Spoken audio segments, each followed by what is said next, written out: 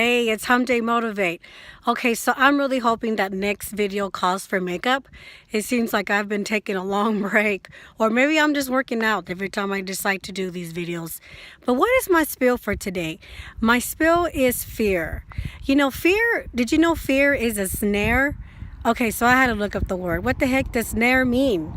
I kind of had the idea, but just to clarify things, I decided to look it up. So, snare, the noun word is trap, and the verb word is catch. And I thought, ooh, that explains it perfectly. Because fear wants to trap you to fulfill what God has called you to fulfill. I would say that fear is like a magnifying glass. Fear operates like a magnifying glass. And let me explain.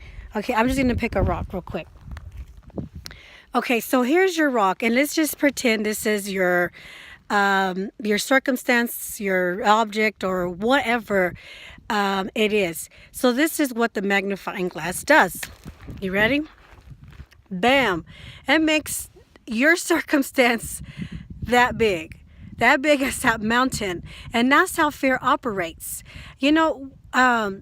Fear paralyzes us to fulfill the God-given purpose that He assigned for us to fulfill.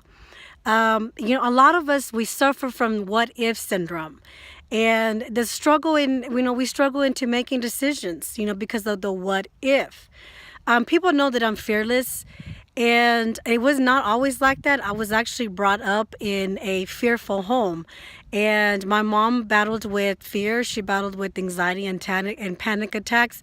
And it was a generational curse that I knew that I needed to break.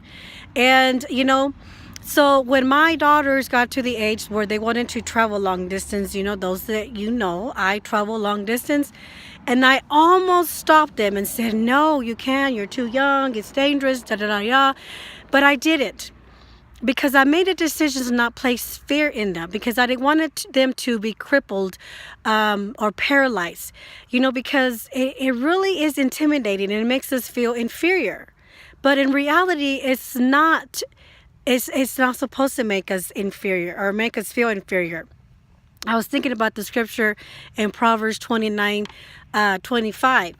The fear of a man brings a snare, but whoever trusts in the Lord shall be safe.